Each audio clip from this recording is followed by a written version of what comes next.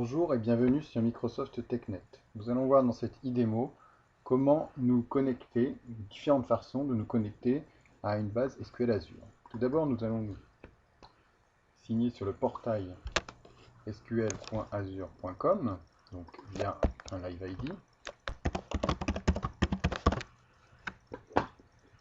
pour récupérer les chaînes de connexion. Donc, on se connecte sur notre projet FDS. On a une base mon test que l'on va supprimer pour réinitialiser la démo. On va la recréer pendant cette démonstration. L'intérêt de se connecter, pourquoi nous se connecte-t-on sur le portail? Tout simplement pour, par exemple sur master, récupérer la connect string. Donc on clique ici pour avoir le nom exact du serveur. Alors, on peut utiliser directement les chaînes de connexion en ADO.NET, ODBC ou LEDB.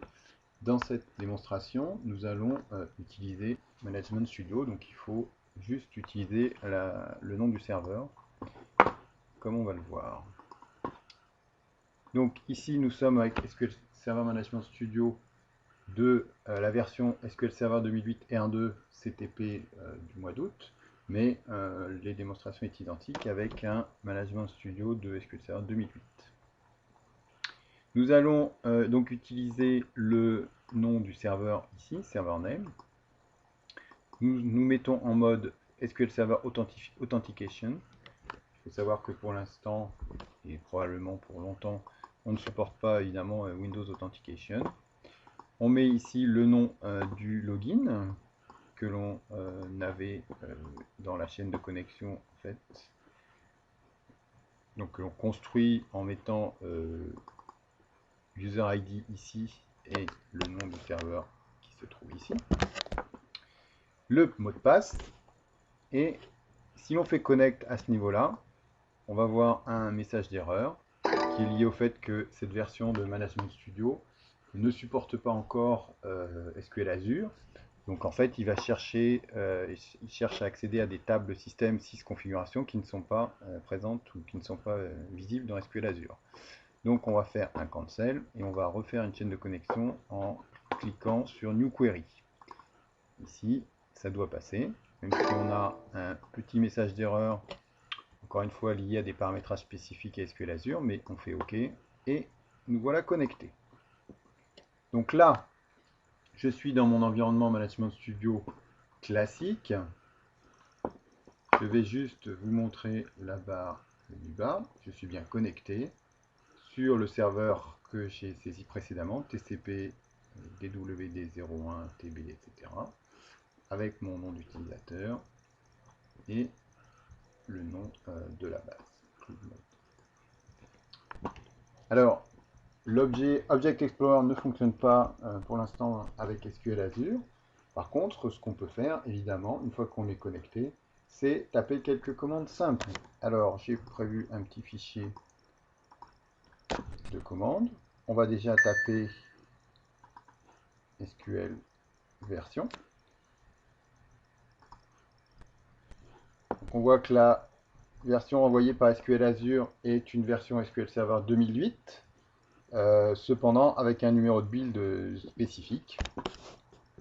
On peut essayer ici de faire un select étoile sur les 6 databases. On voit ici nos deux bases, master et test. On va essayer de créer une base complémentaire. Créer database mon test. La création se fait correctement. Et on la voit apparaître dans la base, dans la vue système. Alors, évidemment, le premier réflexe, c'est de faire use mon test. Mais le mot clé use n'est pas supporté en SQL Azure. Le message d'erreur nous indique que mon test n'existe pas, ce n'est pas tout à fait vrai, mais en tout cas, on a un message d'erreur. Pour se connecter dans l'environnement de cette base mon test, nous allons devoir repasser par la fenêtre de connexion. Donc je fais déconnecter. Et en fait, on va pouvoir spécifier via option la base. Donc soit par défaut, soit on peut mettre master, soit on met ici mon test, sur lequel on veut se connecter. Donc là, j'ai changé d'environnement, je suis bien connecté sur mon test, mais face à la base dans l'environnement, comme si j'avais fait un use mon test. On peut s'en rendre compte en faisant un select from sys database. Et en fait, comme on n'est plus dans l'environnement master, les bases sont masquées. Donc on est bien dans l'environnement mon test. Dans une prochaine IDEMO, nous verrons comment créer des objets et importer des données dans cet environnement. Pour être complet, je vais juste vous montrer qu'on peut également utiliser d'autres outils, en particulier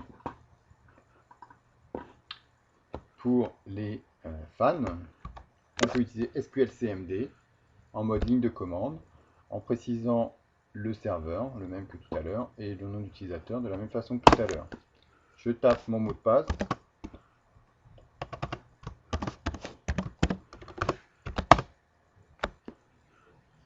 Je suis donc maintenant connecté, que je peux confirmer en faisant un select et version,